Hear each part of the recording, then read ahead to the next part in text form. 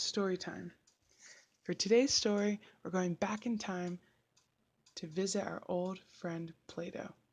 Plato is a Greek philosopher with big ideas. A philosopher is what the Greek call a lover of wisdom.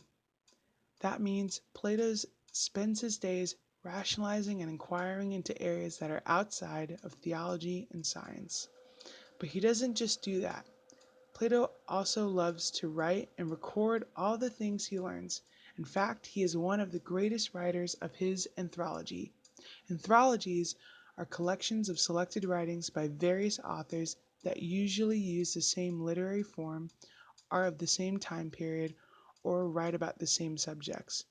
But before he became the great philosopher and writer you know him to be, Plato was young just like us.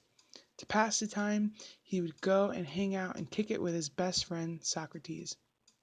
They loved to debate and converse about Socrates' new philosophical developments, such as reason.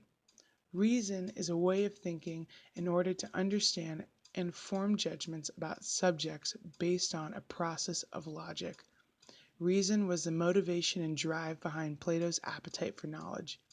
When Socrates died, unfortunately, Plato went around and exploring the world to learn about things like mathematics, religion, and science.